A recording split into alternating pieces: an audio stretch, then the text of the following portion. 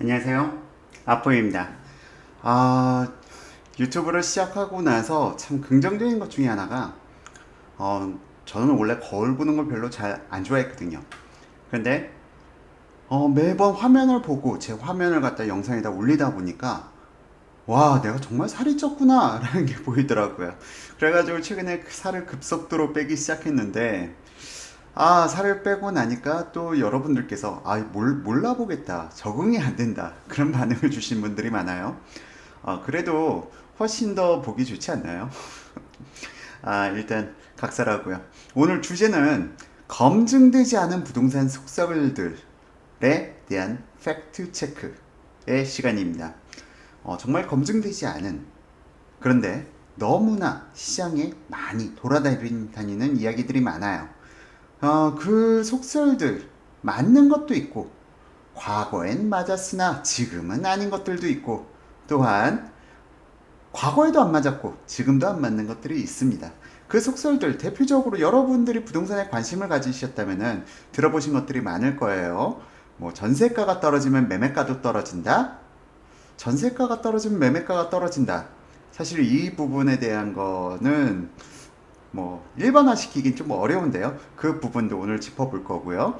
가을에는 실수요가 움직여 매매가가 상승한다. 가을에는 매매값만이 아니라 전세가까지. 가을에는 실수요가 움직이기 때문에 매매, 전세 다 상승한다는 속설이 있는데요. 그것도 이게 진실인지 거짓인지 과거의 흐름을 통해서 팩트체크 진행하도록 하겠습니다. 그 다음 세 번째, 거래량이 줄면 가격이 떨어진다? 어허, 이 부분도 사실은 2010년 그때쯤 부동산을 연구하시는 분들, 연구원들 사이에서 많이 돌아다니던 속설이에요. 그거에 대한 팩트 체크도 들어갈 거고요. 다음, 입주 물량이 부족하면 매매가는 상승한다. 반대로 입주 물량이 늘어나면 매매가는 하락한다. 이에 대한 팩트 체크 들어갈 겁니다. 또한 짝수회, 홀수회의 법칙. 짝수회보다는 홀수회, 전세가, 매매가가 더 높게 상승한다. 이 부분도 체크 들어갈 거고요. 자, 오늘 강의 상당히 다채로운 강의입니다. 그리고 오늘 강의를 갖다 여러분들께서 마스터 하신다고 하면은 웬만한 부동산 전문가들보다 여러분들이 알고 있는 지식이 더 높아질 수가 있어요. 이 부분 약속드릴게요. 그리고 이 강의를 갖다 전부 다 이해하고 나신다면 부동산 시장이라는 흐름, 거대한 흐름을 갖다가 보실 수가 있습니다. 너무 허풍 같다고요? 제 방송을 지금까지 계속 봐오셨다면 제가 허풍 대비해서 여러분들께 더 드리는 게 많다는 것을 갖다가 아시는 분들이 많을 것 같아요. 자, 그러면은 이제 정말 각설하고 오늘 방송 본격적으로 시작하도록 하겠습니다.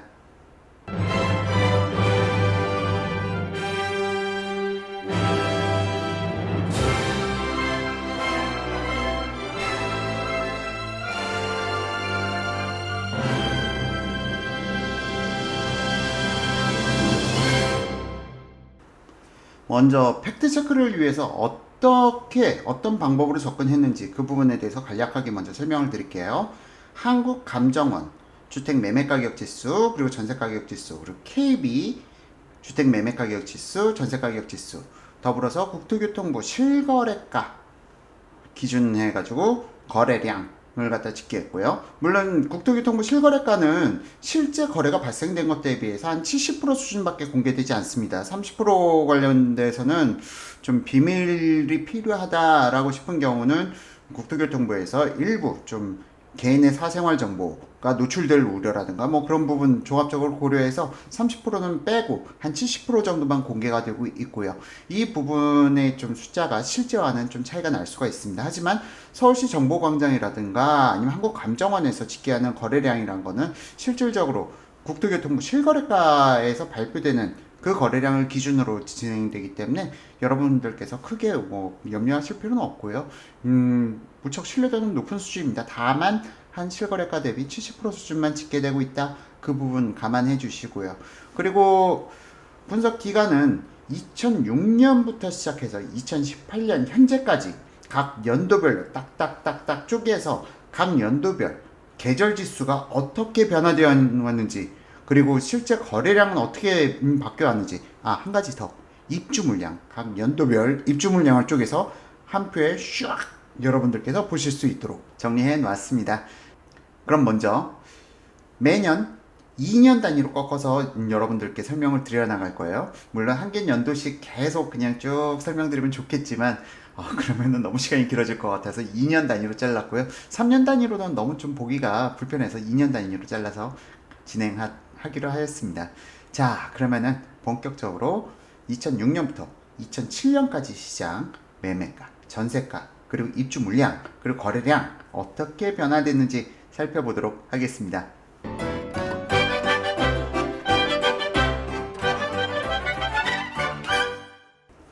자, 먼저 2006년, 2007년 부동산 시장 어떻게 변해왔는지 한번 보시도록 하겠습니다.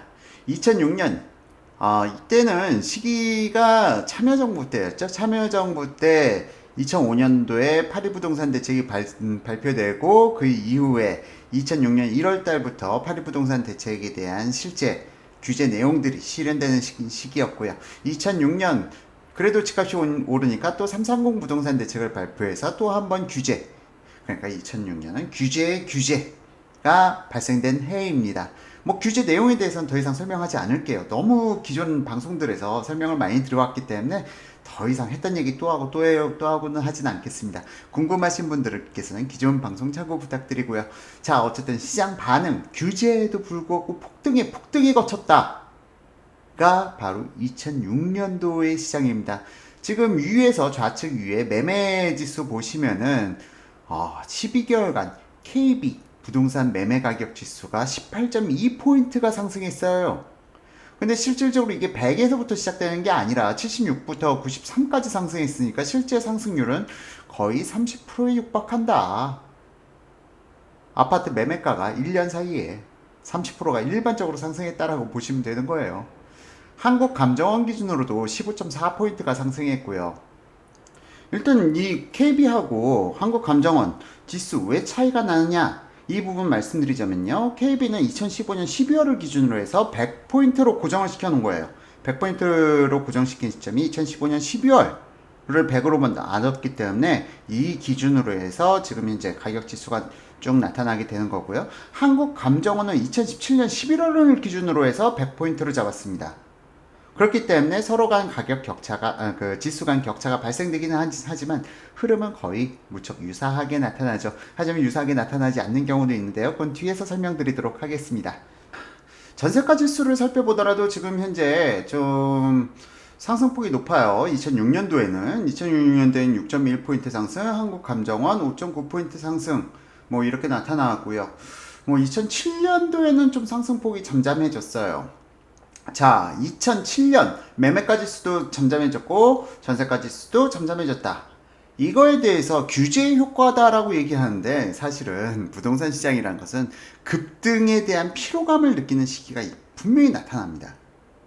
가격이 너무 급등하니까 이 가격이 무서운 거죠. 사람들이 못 쫓아가는 그런 시기가 나타나게 되고요. 그 시기로 인해서 사실상 2007년도에 매매가 상승이라든가 전세가 지수 상승률은 좀 다소 가파름이 좀 줄어들었다라고 보는 게 보다 시장적인 해석이에요.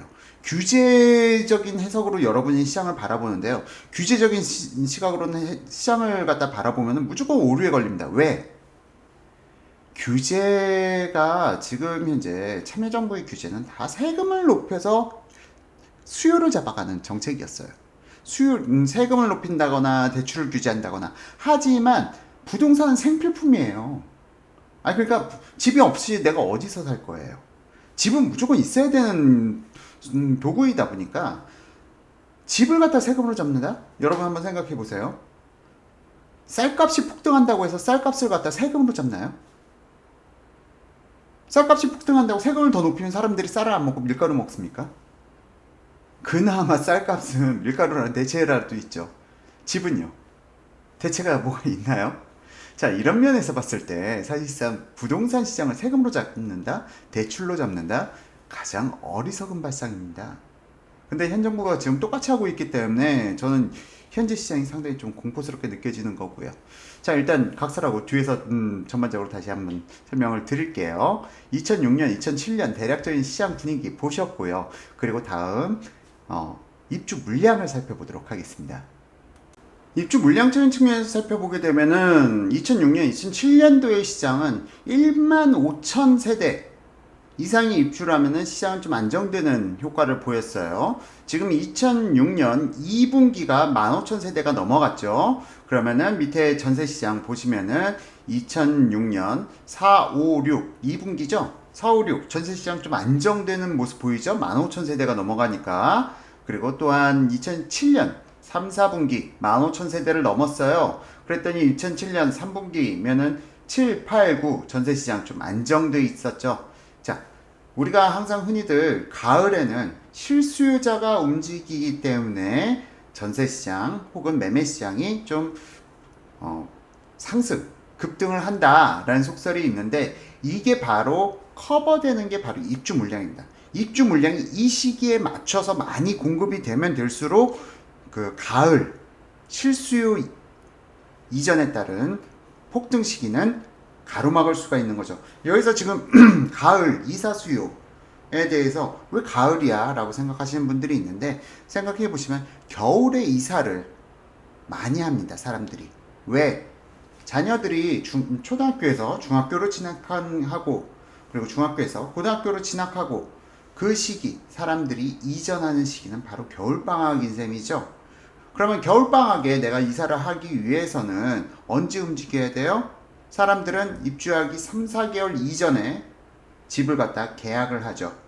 보통 계약을 체결하고 3, 4개월 있다가 잔금을 치른 텀을 갖다가 갖기 때문에 물론 뭐 갭 투자자들은 한두 달 만에 잔금 치르기도 하지만 뭐 그렇게 되는 경우는 많지 않고 일반적으로 3, 4개월이잖아요. 자, 그런 면을 살펴봤을 때 왜 가을철에 이사 수요가 발생되는지 이해가 가시나요? 이건 아주 부동산의 기본이에요. 그렇기 때문에 가을 이사철에는 항상 수요가 많이 발생된다. 그러므로 인해서 가을철에는 좀 상승의 장이 발생될 수가 있는 건데 이걸 커버할 수 있는 게 바로 입주 물량이다. 분기별 2006년, 2007년도 기준으로 15,000세대가 넘어가다 보니까 가을장의 상승폭이 상당히 잠잠해졌어요. 자, 이 부분 한번 체킹해 보시면 될 것 같고요. 야, 입주 물량 지금 2006년부터 2007년도까지만 지금 표기해 드렸는데 2008년 기대되지 않나요?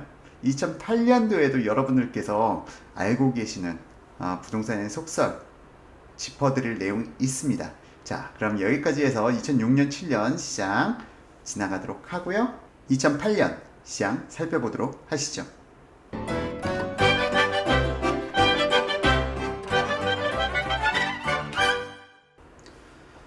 자, 2008년 시장 보니까 여러분 어떠신가요? 2008년 다시 상반기 급상승하기 시작하죠. 2008년 상승, 2008년 상승 뭐 계속 말씀드리지만 2008년 상승이랑 2006년 상승이랑 달라요. 2006년 상승은 뭐였냐면은 중대형 평형 이상만 상승했어요. 소형 평형 상승하지 않던 시기예요. 그러다 보니까 중소형 평형 가격은 높아지고 소형 평형 가격은 여전히 바닥을 기었습니다. 2006년도에요. 2006년도 사회적 분위기는 무조건 중대형 평형을 사야 된다. 소형 평형은 절대 안 오른다. 라는 인식이 지금의 소형 평형 무조건 소형 평형만 오른다. 중대형 평형은 오르지 않는다. 라는 인식과 거의 비슷한 완전 상반된 부분인데 이 부분이 비유하자면 비슷하죠. 그 당시에 소형 평형 사면 안 됐어요. 2006년도에는. 그러다 보니까 가격 격차가 벌어지니까 이후에 이 소형 평형이 강세를 보인 시기가 바로 2008년입니다.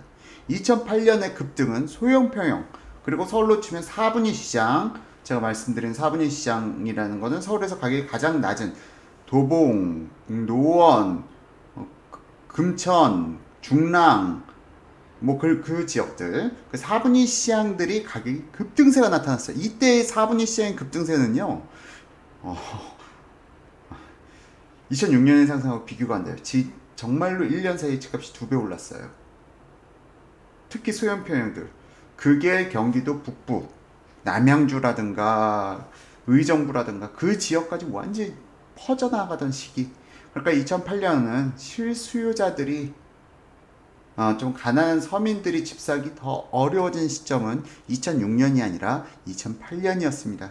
그리고 현 정부의 부동산 정책이 바뀌어 나가지 않는다면은 아마 분명 2008년도의 상승같이 소형평형 그리고 그 정말 서민들이 살고 있는 실주거 위주의 지역들이 폭등할 시기가 분명히 옵니다. 현 정부 기간 내에요.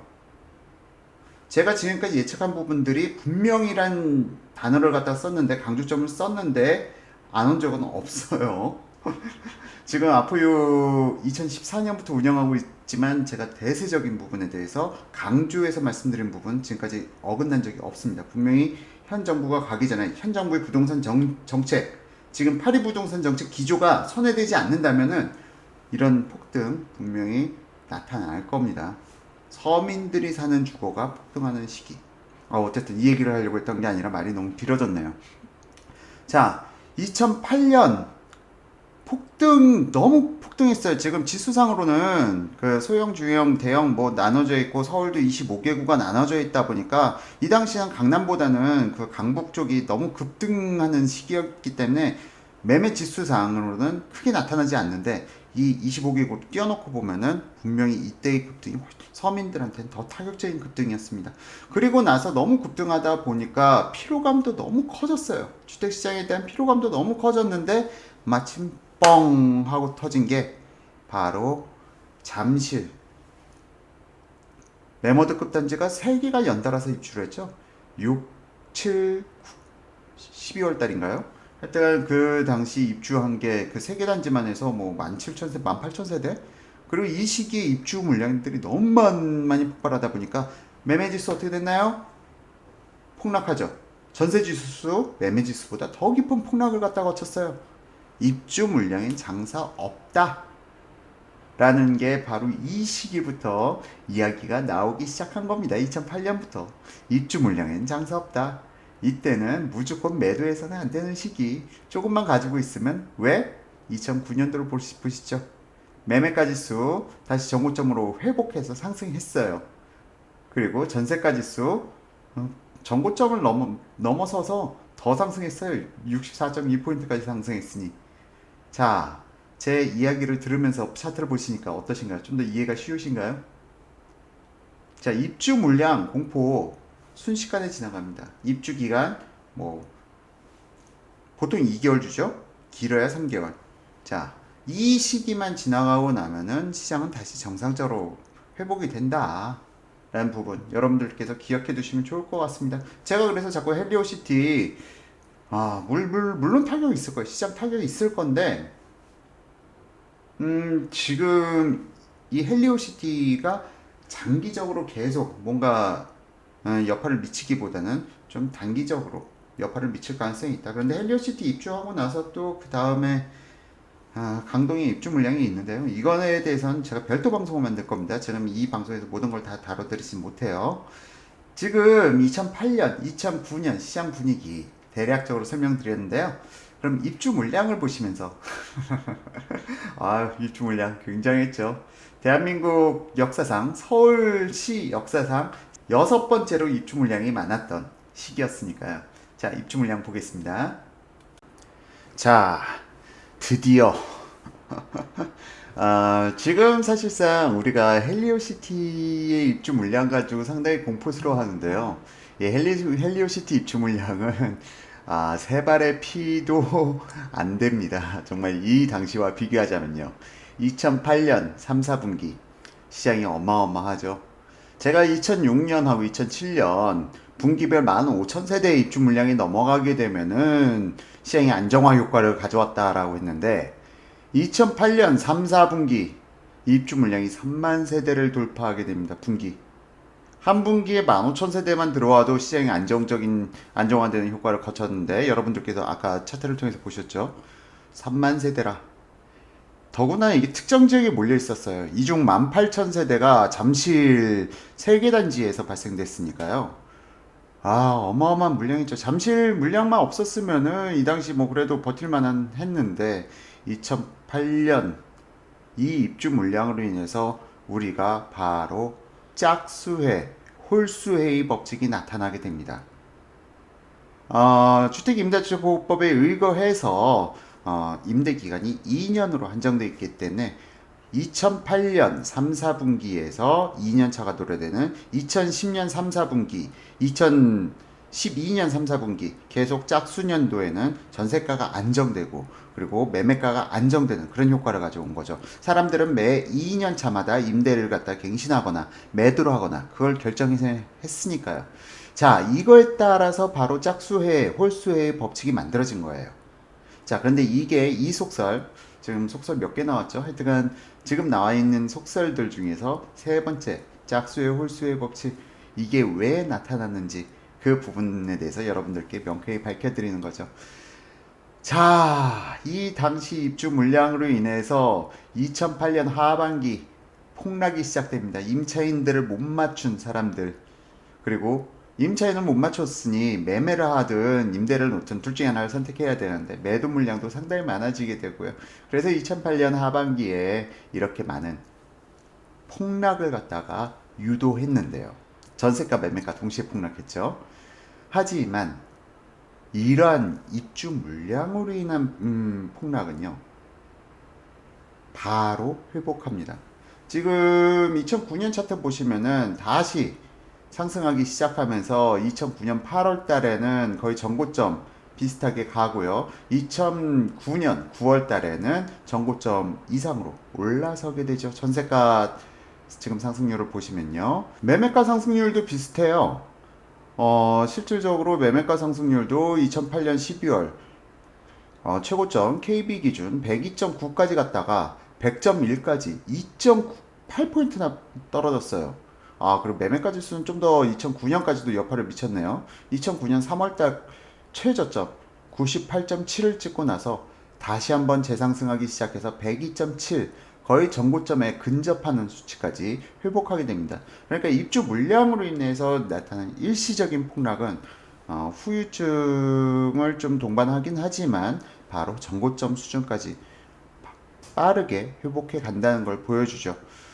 물론 이게 2018년, 2019년 상황이 재현될지 그 부분에 대해서는 제가 별도 방송을 진행할 예정이고요. 지금 입주 물량, 이걸로 인해서 2년 주기로 나타나게 됐다. 이 부분에 대해서는 제가 2010년, 11년, 그리고 2012년, 13년, 14년, 15년 그 차트를 통해서도 다시 한번 설명을 드리도록 하겠습니다. 자, 그러면은 지금 2008년, 9년까지 보셨고요. 다음 챕터에서 2010년, 11년 시장 살펴보도록 하겠습니다.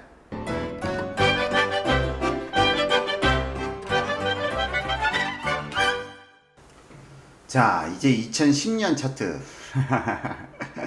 2010년 떨어지기 시작하죠. 2010년 2, 4분기부터 다시 떨어지기 시작합니다. 자, 제가 앞서 말씀드렸죠. 짝수의 홀수의 법칙. 그런데 왜 떨어졌을까? 그런데 전세가 지수는 엄청난 상승을 갖다가 거쳐가기 시작해요. 자, 2010년 자, 말씀드렸죠. 짝수의 홀수의 법칙. 2008년도에 등기를 치신 분들이 임대 기간 2년차 채우고 내가 매매를 갖다가 매도를 할 것인가 아니면은 임대 연장할 것인가, 그 선상에서 많은 주택 보유자들이 매도를 선택하게 됩니다. 2년 주기론에 따라서 지금 현재 원래 매물이 많아질 수밖에 없는 시기고요. 2010년 하반기는요. 더불어서 한 가지 더, 이렇게 하락한 근본적인 원인, 그 부분에 대해서 2010년도의 상황을 갖다 여러분들께서 기억을 해내신다면 이 부분이 쉽게 이해가 돼요. 그 부분이 뭐냐? 바로 2010년 상반기까지만 해도요. 그 당시 정권이 MB 정권이었습니다. 그리고 그 당시 총리가 정운찬 총리였는데요. MB는 정운찬 총리를 통해서 세종시를 갖다가 기업도시로 바꿔야 한다. 지금의 세종특별자치시가 아니고, 그러니까 지금의 행정중심의 도시가 아닌 기업 도시로 바꿔야 한다 라는 쪽으로 해서 여론이 거의 다 몰려갔어요. 아, 세종시는 행정도시로 해서는 성공할 수가 없다. 그 부분에 대해서 전 국민적 공감대가 만들어진 시기인데, 이때 박근혜 대통령이 치고 들어옵니다. 야, 무슨 소리야 이명박. 너 대통령 당선될 때 세종시 원한대로 한다고 그랬지. 네가 했던 말이니까 네가 했던 공약 지켜 하면서 박근혜 씨가 급부상하게 되죠. 그러면서 다시 한번 세종시의 기존 거주자들은 물 건너갔나 보다. 어쩔 수 없이 기업도시라도 해가지고 협상해서 조금이라도 더 많이 받아내야지 하면서 대학교 이것 주세요, 뭐 기업 이것 주세요, 연구단지 주세요 하면서 협상하던 과정에 박근혜 씨가 치고 들어오니까 다시 한번 모든 세종시, 대전 관련돼서 그 주변 지역의 사람들이 박근혜 씨를 갖다가 지지하기 시작합니다. 자, 그러면서 서울시장은 어떨까요? 그 당시에 서울, 물론 행정 중심지는 과천에 있었습니다만, 과천 정부청사에 과천에 사는 사람들만 과천 정부청사를 다녔던 건 아니죠. 서울시 전반적으로. 그러다 보니까 이 행정도시에 대해서 사람들이, 그 관련 공무원들이 집을 살 필요가 없는 거예요. 집을 갖다가 서울에 사느냐, 세종시에 사느냐, 그 부분에 대해서 혼란이 생기게 되고요. 이런 사회적 분위기가 전반적으로 어우러지면서 더불어서 2년 주기론, 2008년도에 등기를 친 물량들이 2010년 하반기에 물량들이 사람들이 고민을 하게 되면서 집을 팔게 되죠. 그러니까 사람들이 매수를 갖다가 하지 않고 바로 관망을 하면서 오히려 전세가 지수는 폭등을 하게 됩니다. 자, 그리고 항상 여기서 또 한 가지 체킹해 봐야 될 것이, 항상 가을에는 실수요자가 움직이기 때문에 가격 상승이 높게 나타난다 라고 해. 그 속설이 지금 2010년, 11년 전세 지수를 통해서 명확하게 나타나죠. 항상 가을에는 실수요자가 움직이기 때문에 전세가가 상승하고 매매가가 상승한다. 하지만 지금 보면은 이런 그 사회적 배경, 세종시 그런 부분들이 겹치면서 오히려 매매가 지수는 좀 가을 되니까 좀 하락하는 모습을 보여주죠. 2010년, 11년 모두요. 여기서 입주 물량을 한번 살펴보시죠. 입주 물량을 살펴보게 되면은, 야, 2010년 1, 2, 3, 4분기, 뭐 3분기만 좀 입주 물량이 만 세대 넘어가고 만 세대를 다 넘어가지 못했어요. 그러니까 입주 물량이 많지가 않았죠. 입주 물량이 많지가 않았는데도 불구하고 바로 2년 전인 2008년 3, 4분기 물량, 그 기존 주택 시장 물량들이 2010년 3, 4분기에 몰려서 나오면서 시장은 입주 물량이 없는데도 불구하고 좀 하향세를 갖다 나타냈고요. 신규 입주 물량 시장하고요, 기존 주택 시장하고 같이 맞물려서 생각한다면 주택 시장 이야기가 훨씬 더 쉬워요. 더불어서 2011년도에는 입주 물량이 많아졌어요.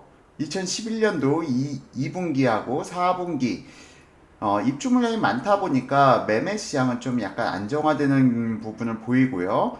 오히려 또 나타나죠. 지금 차트에서 그 전세 시장은 2분기 확연히 시장이 안정되었다가 3분기 다시 상승해 가다가 4분기 다시 또 입주 물량이 많다 보니까 전세 시장도 4분기 10월, 11월, 12월에는 좀 안정화돼 가는 모습을 보이죠. 자, 그러니까 입주 물량이 시장 수급에 미치는 영향이 얼마나 큰지 여러분들께서 확인해 보실 수 있는 거죠. 입주 물량 여러분들이 상상하신 것 이상으로 시장에 상당히 커다란 영향을 미칩니다. 자, 그러면은 2011년까지 살펴보셨고요. 2012년 부동산 시장 어떤 일이 있었는지 살펴보도록 하겠습니다.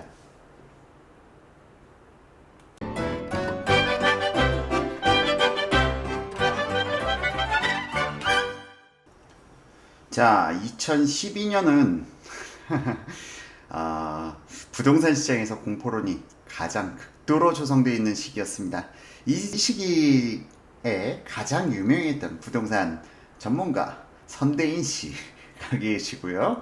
이 당시 여러 가지 공포론들이 많이 나왔어요. 일본의 다마 신도시 인구의 그 급감, 우리나라도 점점 일본을 쫓아갈 것이다 라는 예측들이 상당히 빈번해지고 여러 가지 공포론들이 상당히 높아져 있는 그런 시기였는데, 실제 상황 어떻느냐?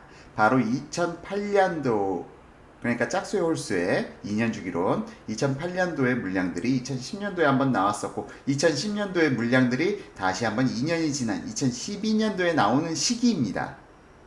더불어서 와, 매매가가 2012년 1월부터 12월까지 매매가 지수가 쭉 떨어지는 게 보이시죠? 이 배경은 무엇이냐? 앞서 2010년에서 제가 세종시를 언급해드렸죠. 세종시, 그러니까 지금의 과천정부청사에 있는 인원들이 전부 다 세종시로 이전하는 기간이었습니다.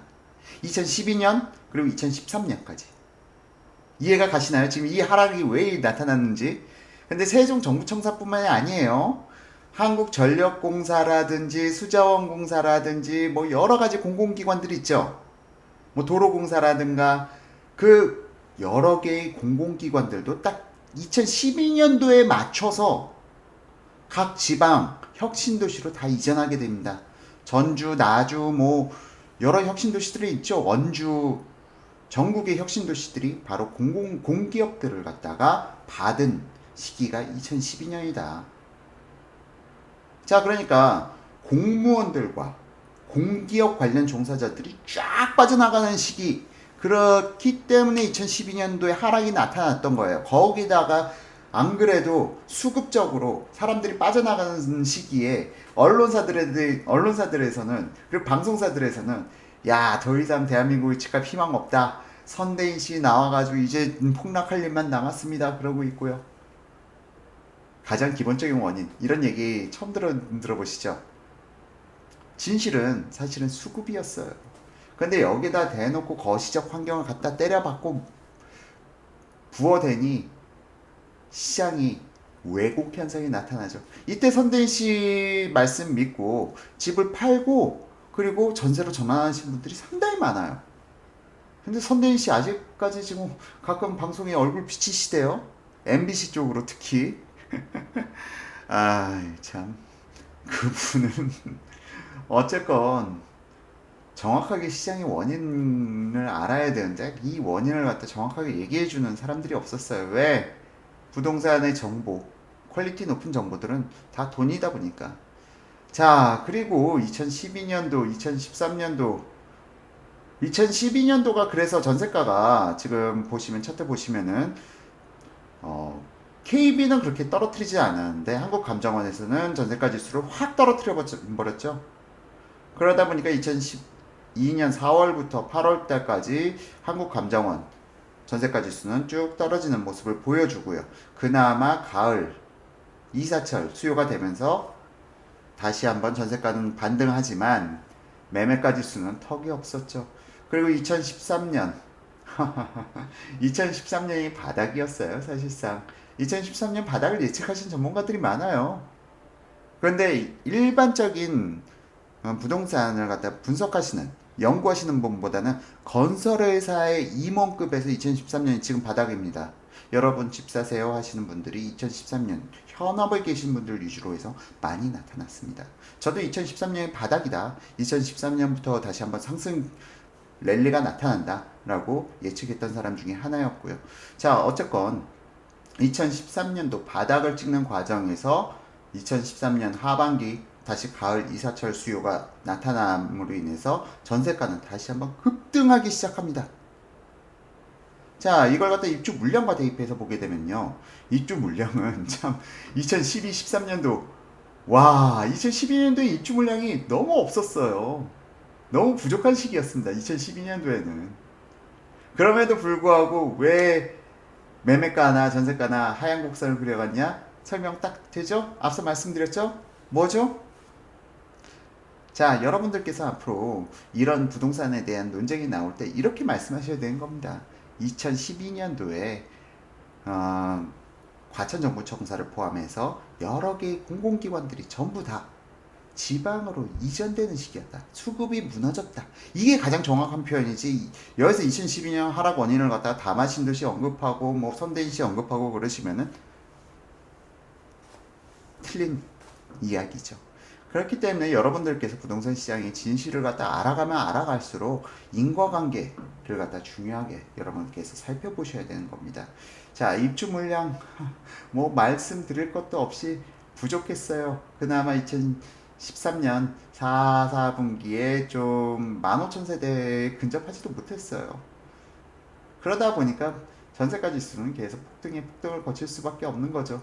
자, 지금 뭐 입주 물량 하다가 지금 전세가 지수 아까 말씀 안 드렸는데 2013년도에 전세가 지수 상승은 7.2포인트 정도 KB 기준 상승해 간 게 아래표를 통해서 나타나죠. 자, 어차피 매매 시장이 무너진 상황, 수급과 관련 없이 매매 시장이 하락기를 거치는 시점, 사람들이 집을 안 사는 시기다. 그러면은 전세가는 상승한다. 그거는 맞는 이야기입니다. 자, 그러면 다음으로 2014년과 15년 시장 마저 또 살펴보도록 하겠습니다.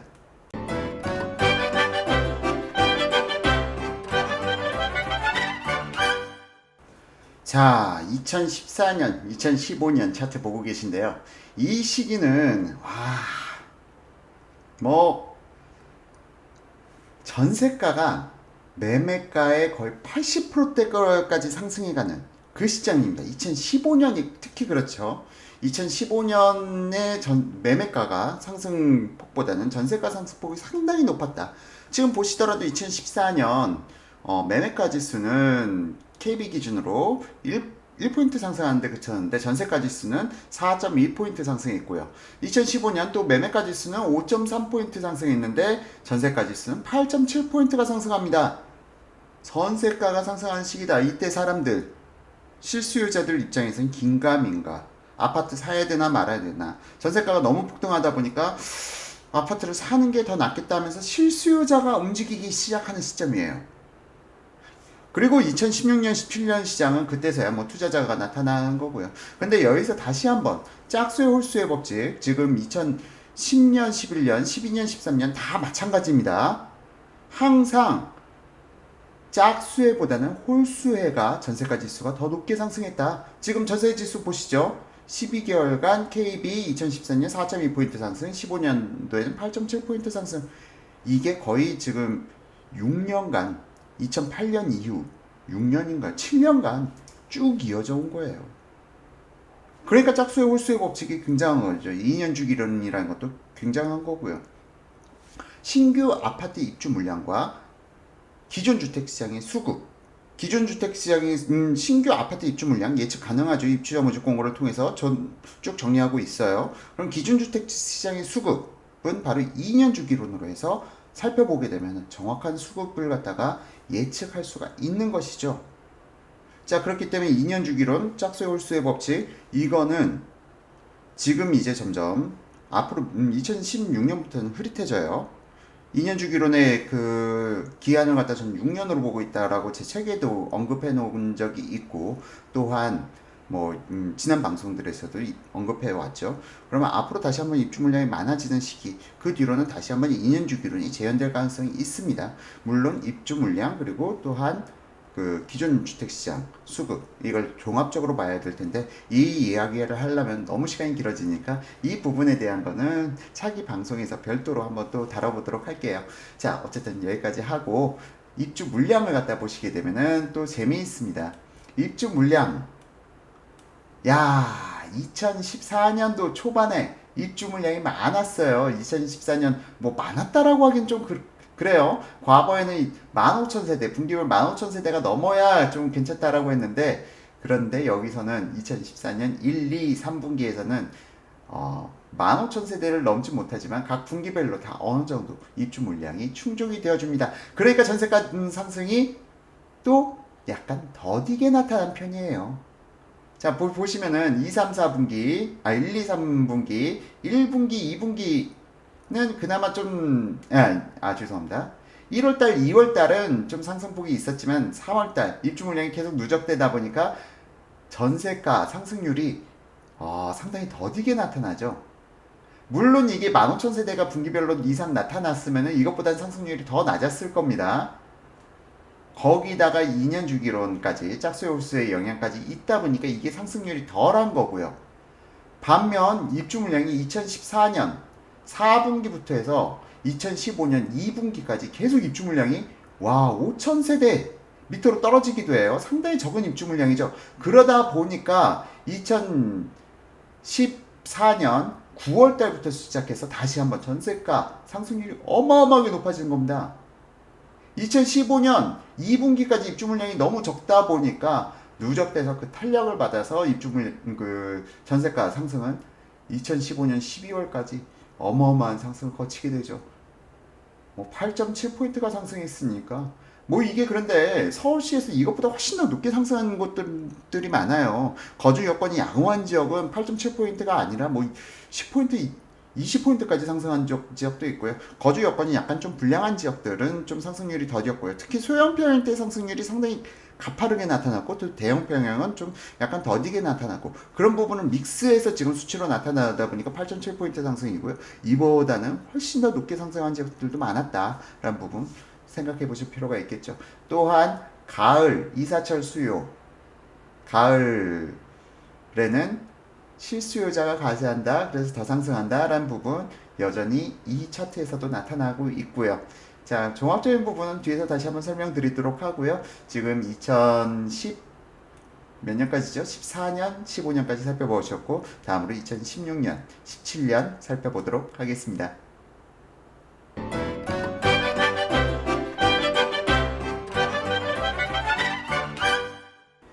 자, 2016년부터가 이제 매매가 지수가 전세가 지수를 갖다 역전하는 상황이 발생되는 해입니다.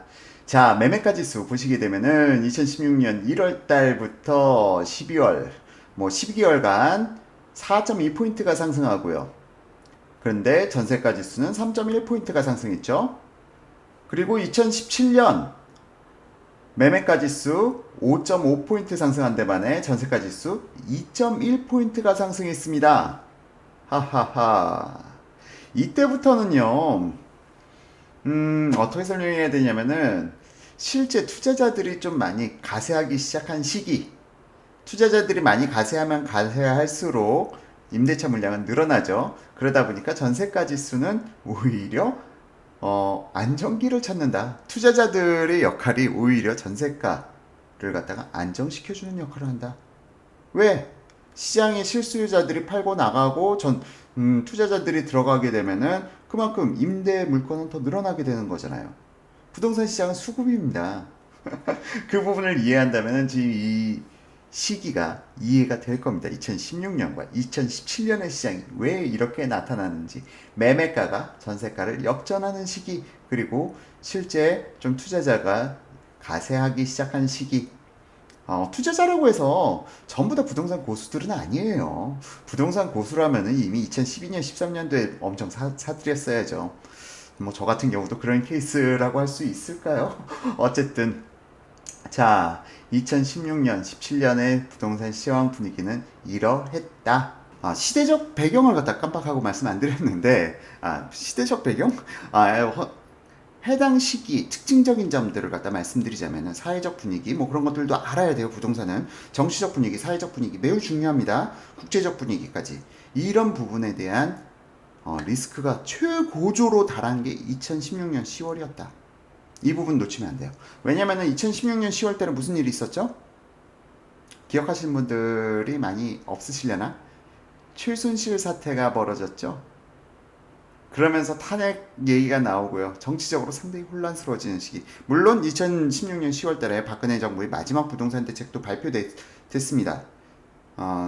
그런데 부동산 대책과 더불어서 정치적 불안정 이슈, 그리고 또 트럼프가 당선되면 앞으로 금리를 올려갈 것이다 라는 예측들, 이러한 사회적, 국제적, 경제적 모든 분위기들이 리스크가 상당히 높아져요. 불확실성의 리스크. 부동산이 가장 싫어하는 게 불확실성의 리스크입니다. 그러다 보니까 2016년 11월 거래량이 폭감을 했고요. 그리고 이러한 기조는 2017년 4월까지 이어집니다. 지금 매매가 지수 보시면 나타나죠. 바로 이런 부분, 시대적 배경이 있었기 때문에 거래량이 이렇게까지 급감한 것이다. 뭐 거래량이 많게는 뭐 만 세대도 넘어가고 그런 시기가 있었는데 2016년 11월부터 2월 달까지는 6천 세대도 넘지 못할 정도로, 그러다 보니까 거래량이 줄어들면 시장은 안정된다는 속설이 나타납니다. 물론 이 이전에 2010년부터 14년까지, 2013년까지 그 당시 거래량도 상당히 저조한 수준이에요. 그러니까 거래량이 저조하면은 무조건 주택 가격은 안정된다 혹은 하락한다 라는 속설이 있는데, 이 부분은 뒤에서 다시 한번 다뤄드릴 예정이고요. 자, 입주 물량을 갖다가 한번 살펴보시면요. 자, 입주 물량과 또 연계해서 보게 되면요. 입주 물량, 2016년 입주 물량 적었어요. 적은 거예요. 2016년 적었고요. 2017년 1, 4분기만 좀 입주 물량이 있었고 그 이후로도 입주 물량이 없었습니다. 그럼에도 불구하고 투자자들이 많이 가세하다 보니까 전세 시장은 오히려 안정된 흐름을 보여주는 걸로 나타나고요.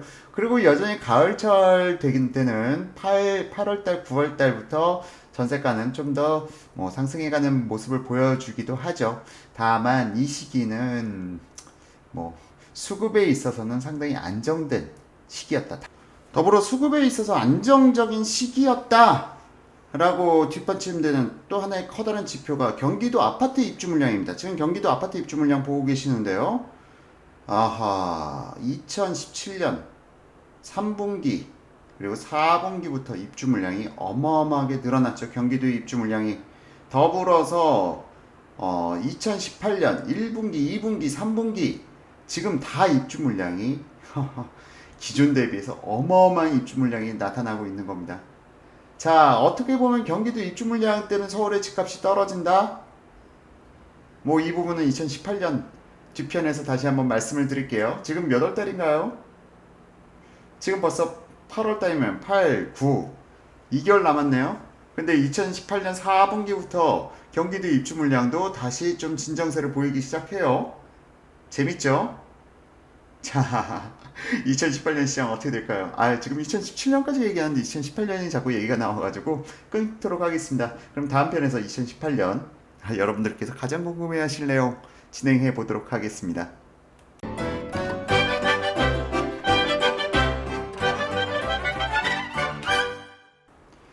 자, 이제 2018년입니다. 2018년 7월까지 지금 현재 매매지수, 전세지수인데요. 매매지수는 정말 무섭게 급등하고 있어요. 지금 현재 7개월간 KB 6.2포인트 상승하고 있고요. 그런데 전세지수는 0.4포인트 상승, 오히려 한국감정원에서는 0.7포인트 하락으로 보고 있습니다. 자, 지금 2018년 최근 부동산 시장 뜨겁다, 뜨겁다. 왜 뜨거운지 제 지난 방송들 보신 분들은 다 아실 겁니다. 이미 정부에서 수요만 지금 잡고 있는 게 아니라 공급 자체도 확 잡아버려 가지고요. 공급이란 거는 신규 물량 공급뿐만이 아니라 지금 기존 주택 시장에 대해서는 지금 팔 수가 없어요. 팔고 싶어도 양도세라든가 임대사업자 등록 그런 부분들 때문에 시장에 매물이 나올 수가 없는 상황이에요. 그러다 보니까 오히려 실수요자들은 지속적으로 꾸준히 있는 건 실수요자예요. 투자자들은 한번 왔다 갔다 하면서 확 늘어날 때 있지만 확 줄어들 때가 있고요. 지금은 투자자들 장세보다는 실수요. 항상 주택시장을 갖다 끌고 가는 건 실수요입니다. 투기꾼들이 아니에요. 투자자가 주택시장 끌고 가는 게 아니고요. 실수요자들이 끌고 가는 겁니다. 투기꾼들은 죄송합니다. 투자자들은 이 실수요자들이 움직이면 선행해서 반응하는 것 뿐이에요. 실제 시장을 움직이는 거는 실수요자들이다. 근데 매물이 시장에 없어버리니 지금 상황이 이렇게 상승할 수밖에 없는 거겠죠. 근데 전체 지수는 왜 이렇게 지금 안정적이에요? 아니면 혹 하락이에요? 라고 말씀하시는 분들이 분명히 계실 텐데요. 그 부분을 보시면 바로 여기서 나타납니다. 서울시 아파트 입주 물량 지금 현재 여전히 적어요. 2018년 1, 2, 3분기 여전히 적은데 경기도를 한번 보시죠. 저도 사실은 제 지금까지 예측들이 저는 대세적으로 거의 대부분 다 제 예측들이 현실화 돼가고 있다고 생각하고 있어요. 특히 제가 4월 폭등설 말씀드렸지만 4월 폭등설은 제가 12월 초에 작년 12월 초에 촬영했던 부분이고 제 이야기처럼 이렇게 폭등의 시기를 거치고 있습니다. 4월 폭등설 맞았죠. 다만 제가 3, 4월 3월 전세가 하락의 비밀 이 부분에 대해서는 제가 경기도 물량을 너무 간과했어요. 이 부분은 제가 좀 예측이 어긋났습니다. 전세가가 어느 정도 서울의 입주 물량이 적기 때문에 서울의 전세가가 방어될 것이다 라고 생각했는데 경기도의 입주 물량으로 인해서 지금 현재 서울까지 영향을 미치고 있다 라고 볼 수 있는 대목이죠. 자, 일단 여기까지 보셨고요. 이제 본격적으로 오늘 방송의 주제 너무 서론이 길었나요? 자, 부동산 시장에 돌아다니는 속설들 팩트체크 수치로 여러분들께 검증해 드리도록 하겠습니다.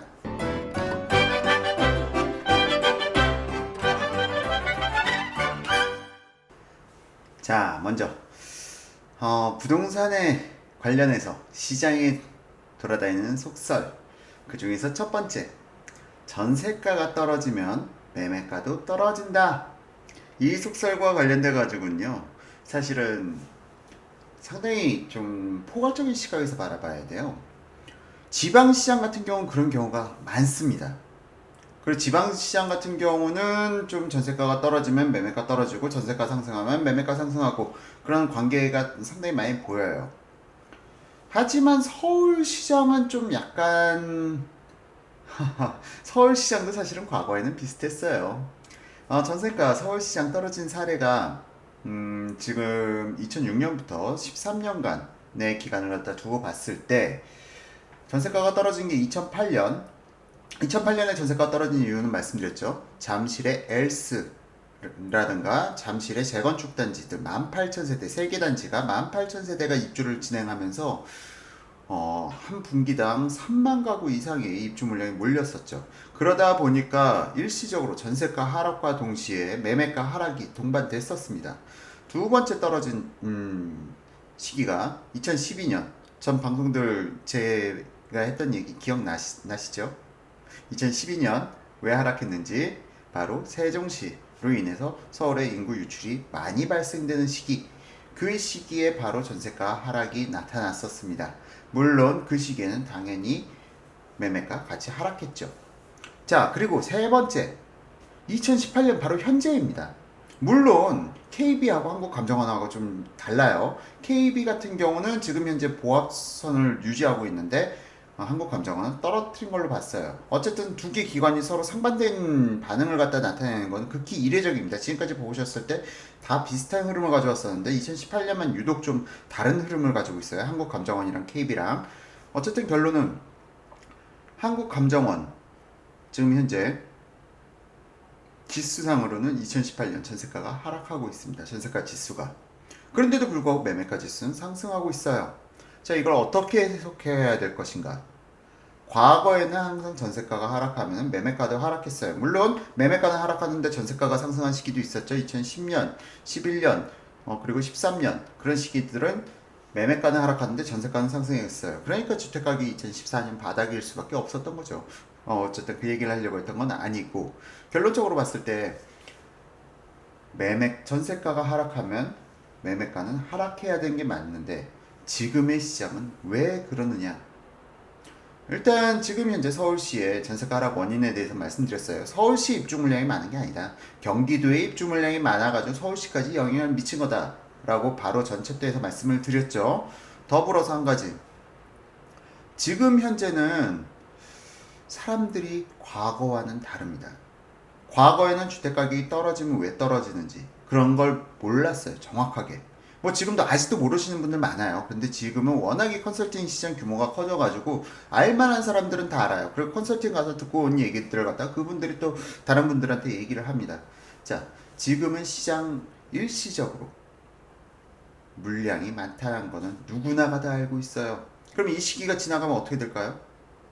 그렇기 때문에 사람들이 기대 심리가 이 시기만 잘 버티면 된다 라는 생각으로 사람들은 매물을 갖다가 움켜쥐고 있는 거죠. 거기다 더 한 가지 더 지금 안 좋은 거는 뭐냐면은 정부가 물량 자체, 그러니까 일반 준공된 구주택이라고 하죠. 구주택의 물량을 정부가 꽉 잡고 있어요. 팔 수가 없게 만들어놨죠. 양도세 강화 된 부분 때문에 팔 수가 없고, 그러다 보니까 임대사업으로 등록하고, 임대사업으로 등록하면 8년 동안 해당 주택을 묶어놓고 있어야죠. 임대사업자로. 그러면 8년 동안 매물이 없어지는 거죠. 자, 매물이 없어진 시장에서는 당연히 가격이 오를 수밖에 없는 거죠. 어쨌든 지금 현재 기대 심리 자체가 부동산 시장에 대해서는 지금 현재 이 입주 물량, 이 시즌만 지나가고 나면은 어느 정도 충분히 주택시장은 회복될 것이다 라는 부분에 대한 신념들이 강해요. 그래서 지금 현재 뭐 신념 그런 부분도 있을 수도 있고, 또한 정부의 어리석은 대책, 그게 가장 큰 영향을 미치겠죠. 사실은 전세가가 떨어지면은 매매가가 떨어지는데, 앞서 말씀드렸죠. 제 강의를 지속적으로 들으셨다면 아실 겁니다. 입주 물량이란 거는요, 결국 3개월의 행사예요. 입주 물량이 3개월 동안 입주 물량이 다 소화되고 나면은 다시 전세가는 회복돼요. 그 부분들에 대해서 사람들이 이미 다 알고 있다. 경기도의 입주 물량이 서울의 전세 시장에 대해서 하방 압력을 행사했다. 그렇게 보면 어떨까 싶습니다. 자, 그러면은 결과론적으로 전세가가 하락하면 매매가가 하락한다?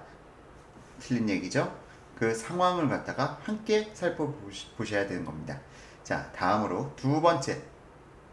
가을에는 실수요자가 움직여 전세가가 또 상승하고 매매가도 상승한다라는 속설과 관련돼서 이 이야기는 맞는 이야기예요. 하지만 이 이야기는 기본적으로 맞는 이야기라는 게 겨울철에, 그러니까 12월 달, 애들 방학철 12월 이후에 1월 달, 2월 달 집을 갖다가 이사하려는 분들이 가을철에 미리 움직여요. 가을철에 미리 움직이기 때문에 이때는 겨울 이사철을 갖다가 앞둔 사람들이 한 3, 4개월 이전에 집을 갖다가 계약을 하는 거죠. 그래서 가을철에는 항상 전세가가 상승해가는 모습을 갖다 보여왔습니다. 이건 팩트예요.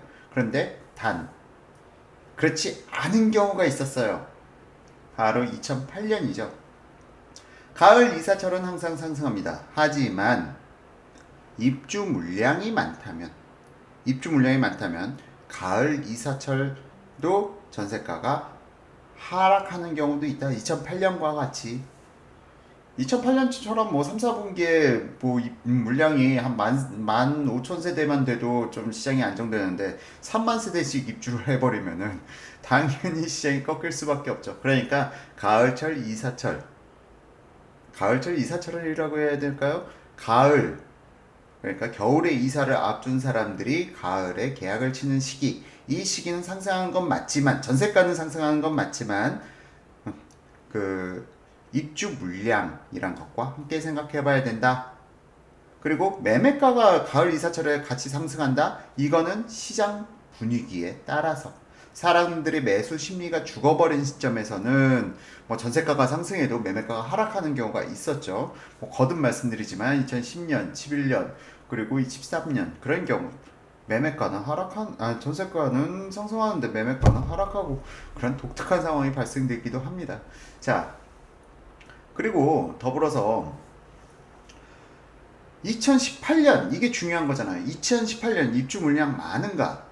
사실상 지금 차트상 보면 2018년도에 입주 물량이 2만 세대를 넘어가는 걸로 돼 있어요. 그러니까 15,000세대보다 5,000세대 더 많은 수치예요. 그렇기 때문에 이게 지금 현재 2008년 잠실 입주 사태처럼 지금 입주 물량이 많다고 보기도 어려워요. 더불어서 지금 2018년 4, 4분기 입주 물량 중에서 9,700세대는 헬리오시티예요. 헬리오시티. 근데 이 헬리오시티가 입주를 갖다가 내년 1월로 지금 입주 시기를 조정하고 있는 상황입니다.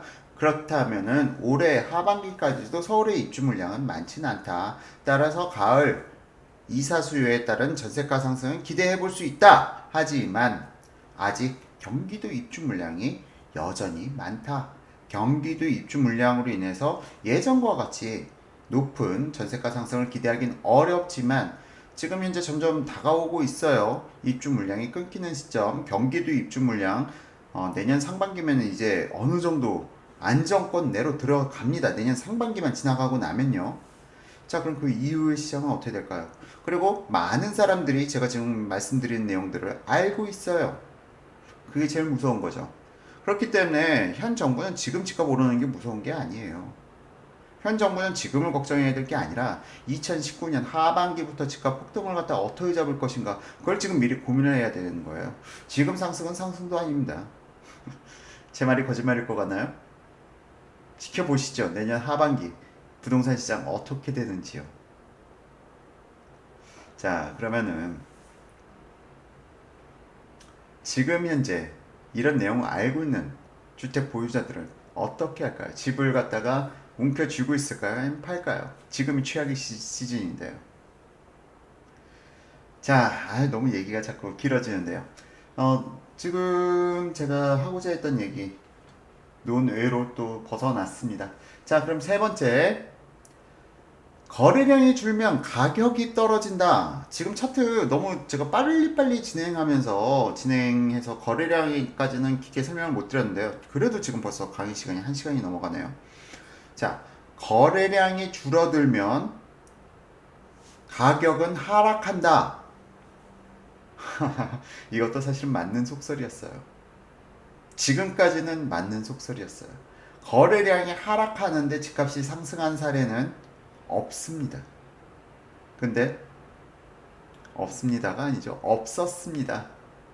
그런데 지금 2018년이 참 재밌어요. 거래량 지금 완전 반토막 난 상황인데도 불구하고 가격은 상승하고 있습니다. 이것도 시장 논리적으로 보게 되면 안 맞는 해석이에요. 시장 논리적으로 보면 거래량이 줄어든 시점에서는 가격이 하락한 게 맞아요.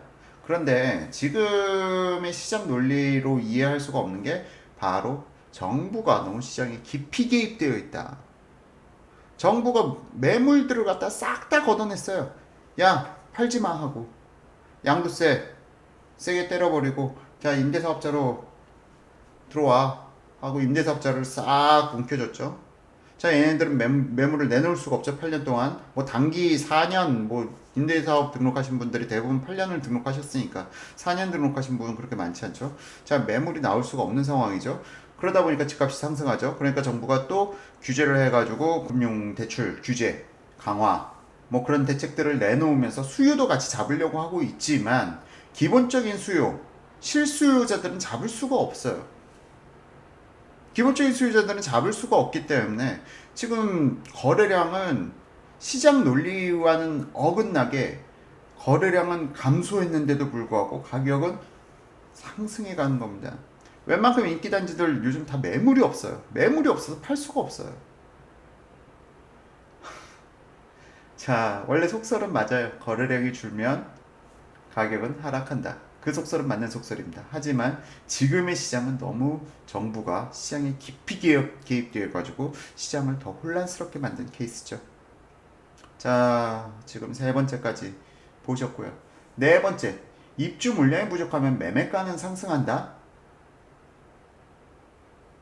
이거는 팩트입니다. 입주 물량이 없는데 매매가가 상승하지 않은 사례는 물론 있긴 있어요. 제가 2년 주기론 말씀드렸죠. 2년 주기론에 따라서 그 전년도가 아니라 2년 전에 매물이 폭발적으로 많은 경우, 그러니까 2만 세대가 아니라 3만 세대, 2008년의 사례예요. 그런 경우는 시장이 2년 텀으로 매물이 많아지는 그런 재밌는 사례도 있습니다. 그런 독특한 사례를 제외하고는 입주 물량이 부족하면은 매매가는 분명히 상승하는 흐름을 지금까지 보여왔습니다. 자, 한 가지 더 독특한 사례. 세종시처럼.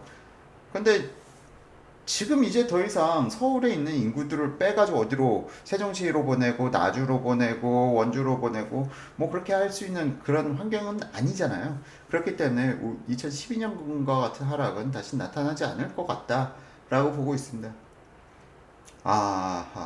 물론 수도 이전에 대한 얘기는 있는데요. 이 부분에 대해서는 또 1시간짜리이기 때문에 이건 나중에 다시 얘기하도록 하고요. 자, 마지막으로 다섯 번째. 짝수회보다 홀수회의 전세가, 매매가가 높게 상승한다. 이거 제가 아까 말씀드렸죠. 헬리오시티가 2008년도에 입주함으로 인해서 2008년, 2010년, 2012년 짝수회로 항상 매물이 많아지고 전세 물량이 많아지는 그 순환의 고리를 갖다가 겪어왔어요. 하지만 제가 기존 방송에서도 말씀드렸다시피 이러한 입주 물량으로 인해서 그 2년 주기가 발생되는 것, 짝수의 홀수에 발생되는 것은 불과 6년이 지나가면은 어느 정도 해소가 된다.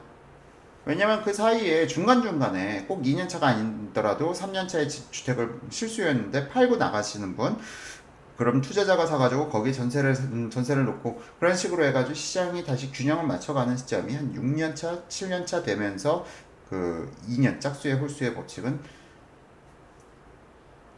좀 희미해집니다. 반면 2018년 지금 12월 헬리오시티 입주 2019년 1월로 미뤄졌으니까 2019년에 지금 입주 사태는 이게 또 한 번 재현될 수는 있다. 그런데 이게 뭐 4년 차까지 가기도 어려울 것 같고 만약 내년 초에 헬리오시티로 인해서 좀 시장에 충격 여파가 있었다라고 하면은 2019년 그다음 2021년 2년 후인 1월 달에 또 비슷한 흐름을 가져갈 수는 있습니다. 이 부분은 여러분들께서 기억해 두시면 상당히 유용한 팁이 되겠죠. 자, 짝수의 홀수에까지 다 여러분들께 설명드렸고요. 지금 제가 말씀드린 내용들 지금 이 차트를 갖다가 아포유에다가 다 공유를 해드릴 겁니다. 아포유에다가도 공유를 해드릴 거고요. 그리고 또 유튜브 커뮤니티에다가도 이 차트들은 다 공유를 해드릴게요. 이거 보시면서 여러분들께서 지금 제가 하는 얘기들 역으로 한번 검증을 해보십시오. 아포유가 없는 얘기를 갖다가 마음대로 지어낸 건지 그렇게 이 방송을 갖다가 좀 한 번 보시는 것보다는 한 두세 번 보시기를 권장드려요. 두세 번 보시면서 제 차트 공유해 드리는 거 그걸 갖다 펴놓고 같이 보시면은 여러분들께서 시장의 흐름이 이렇게 흘러왔구나 라는 부분 여러분들께서 다시 한번 확인해 보실 수가 있을 겁니다. 그리고 제가 한 얘기를 있는 그대로 다 믿지 마세요. 있는 그대로 믿지 마시고 다 검증을 해보세요. 신문기사 제가 지금 한 얘기들을 갖다가 네이버에 2012년 신문기사들 검색해가지고 2008년 신문기사들 검색해가지고 그때 어떤 일이 발생됐는지 그렇게 검증을 갖다가 해보시는 게 좋습니다. 저는 기본적으로 여러분들한테 저를 신뢰하라고 말씀드리고 싶지 않아요. 저를 신뢰하지 마십시오.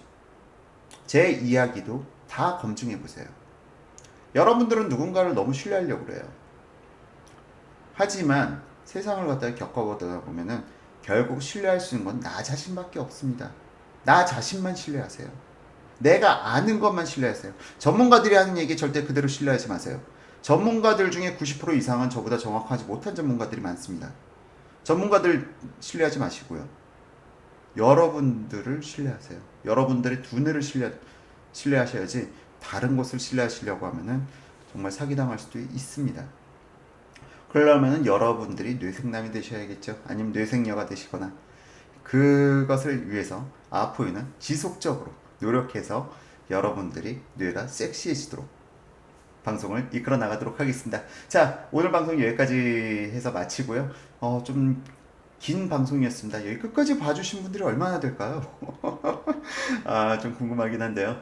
여기까지 시청해주신 아포유 가족 여러분, 그리고 유튜브 시청자 여러분, 감사합니다.